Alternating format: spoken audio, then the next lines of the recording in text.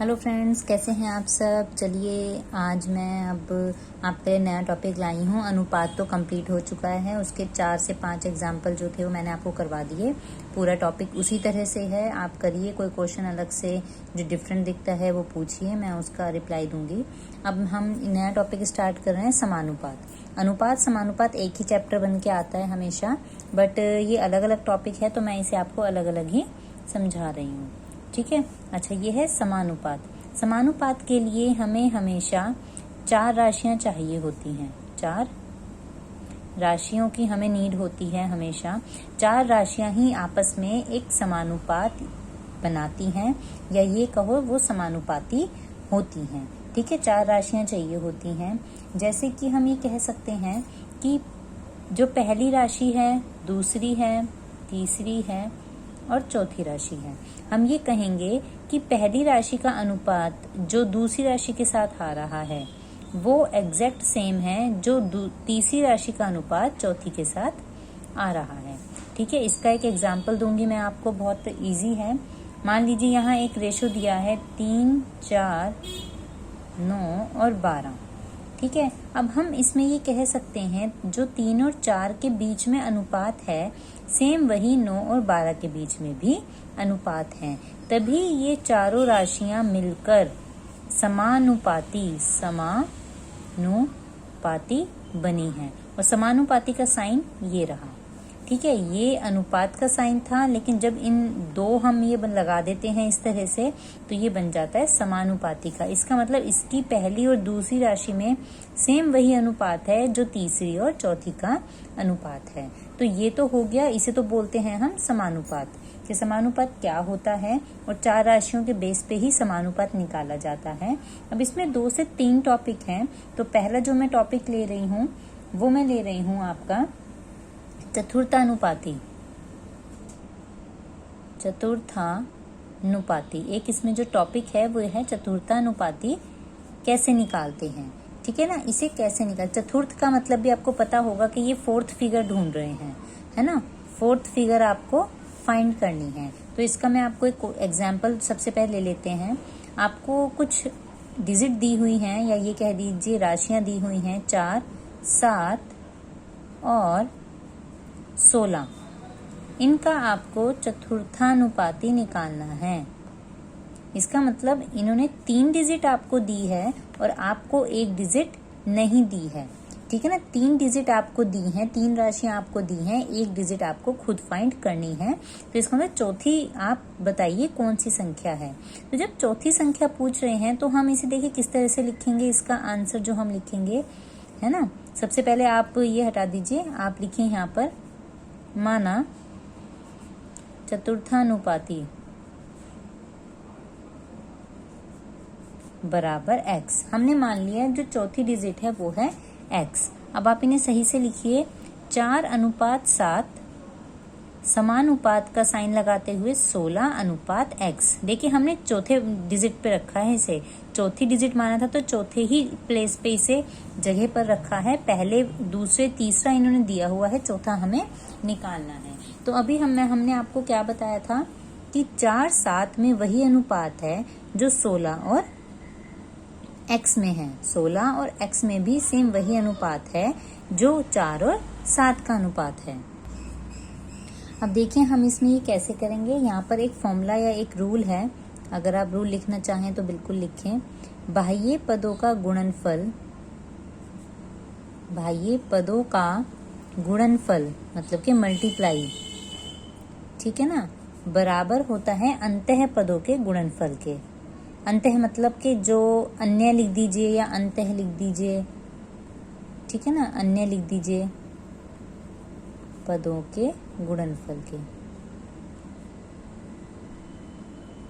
ठीक है, इसका मतलब ये कह रहे हैं जो भी बाहर के पद हैं, मतलब कि 4 और x, इनका जो मल्टीप्लाई होगा वो 7 और 16 के मल्टीप्लाई के बराबर होगा।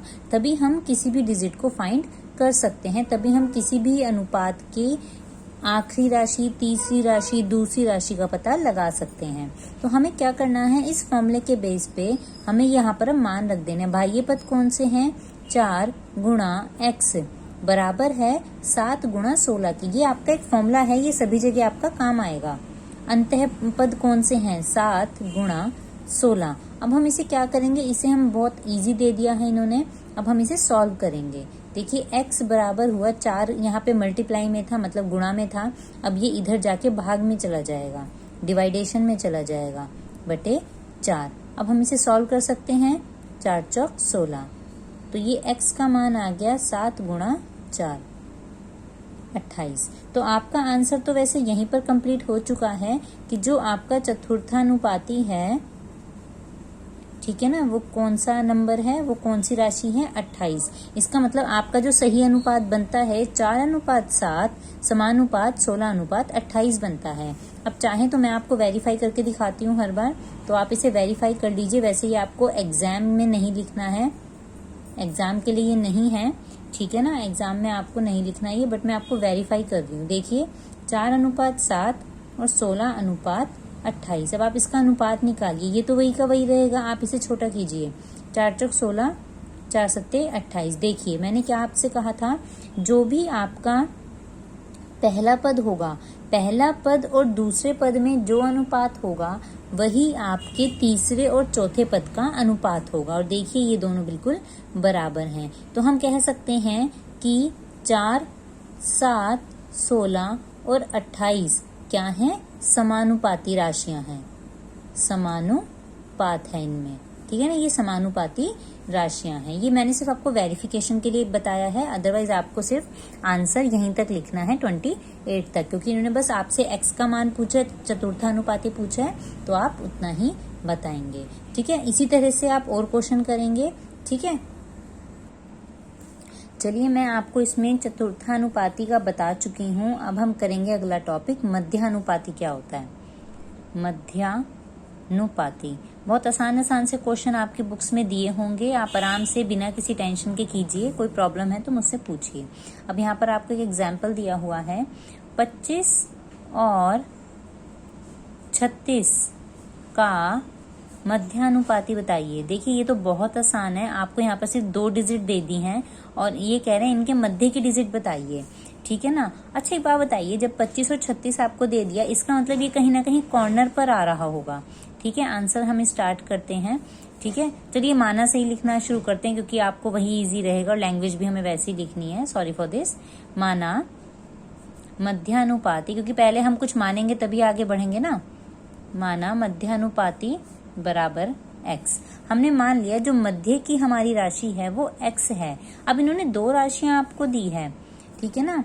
अब इन्होंने जब 2 राशियां आपको दी है तो आप क्या करेंगे, 25 और 36 को आप कॉर्नर पे लिखेंगे, क्योंकि इनके मध्य की राशियां हैं और आपको पता है मध्यानुपाती समानुपाती में कवर होता है, इसलिए आप यहाँ पर 2 डॉट लगाइए, ठीक है। अब आप इसे मध्यानुपाती x माना, इसे कहाँ लिखेंगे, 3 राशि आप बनाएंगे नहीं। अगर आप इसे ऐसे कर देंगे 25 अनुपात x अनुपात 36, तो ये हो जाएगा गलत, क्योंकि 3 राशि से कभी भी समानुपाती नहीं बनता है, हमेशा हमें 4 राशियां चाहिए होती हैं। तो जब हमें 4 राशियां चाहिए तो हम क्या करेंगे, एक बार 25 के पास x को रखेंगे अनुपात के साथ, और एक बार फिर से x को रखेंगे अनुपात के साथ 36 के पास, ठीक है। क्योंकि 25 और 36 तो कॉर्नर में ही रहेंगे, क्योंकि इनके बीच का हमें बताना है मध्यानुपाती। अब हमें वही फॉर्मूला जो हमारा रूल है, क्या रूल था हमारा, बाह्य पदों का गुणनफल, बाह्य पदों का गुणनफल बराबर है अंत्य पदों के गुणनफल के, ठीक है ना, ठीक है। इनके गुणनफल के ये बराबर है। तो बाह्य पद कौन से हो गए, अब आप देखिए 25 और 36, 25 और 36 बाह्य पद तो यही है ना, बाहर के पद बाह्य पद, ठीक है ना, बराबर है अंत्य, अंत्य मतलब ये दोनों अंदर के जो पद हैं, x गुणा x। आप इसे य भी ले सकते हैं, जरूरी नहीं है मैं x लिख रही हूँ, आप इसे y ले लीजिए, य ले लीजिए, क ले लीजिए, जैसे आपका मन है आप कर सकते हैं, कोई ऐसी बात नहीं है।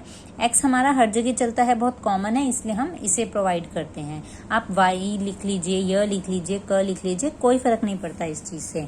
हमें क्वेश्चन सॉल्व करके दिखाना है और इन चीजों से नंबर भी कभी नहीं कटते हैं, ठीक है। तो आपने अभी क्या लिखा, 25 और 36 बराबर है x मल्टीप्लाई x, x गुणा x के। अब देखिए ये तो बन गया x का स्क्वायर, इतना तो आपने सीखा ही है अभी तक। और 25 और 36 की मल्टीप्लाई अगर हम करेंगे, ठीक है ना, 25 और 36 की मल्टीप्लाई कर लीजिए चाहे आप, तो बड़ा पड़ जाएगा, तब आप उसका अंडर रूट निकालेंगे।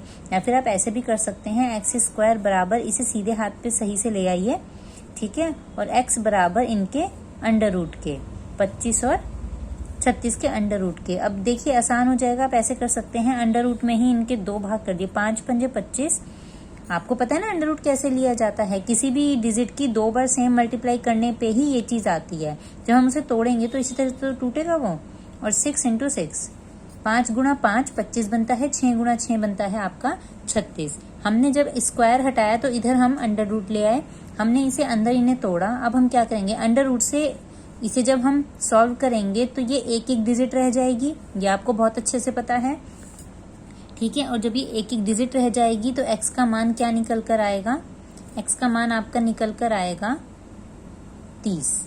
आपके x का मान निकलेगा 30, ठीक है। तो अब आप ये कह सकते हैं कि आपकी जो x की वैल्यू है वो 30 है, तो इसका मतलब आपका मध्यानुपाती क्या है, आपका 30 है। तो आपको एक राशि मिल चुकी है, जो आप यहाँ 30 और 30 लिखेंगे और ये आपका मध्यानुपाती बन जाएगा। आप अपने आप इसे वेरीफाई कीजिए, वेरीफाई करके देखिए कि इसका आंसर क्या आता है। अगर कोई गड़बड़ है तो प्लीज मुझे बताइए, वैसे मेरे हिसाब से ठीक है। मीन्स अगर आपको समझ नहीं आया, कोई कंफ्यूजन है, तो मैं दोबारा आपको हेल्प करूंगी।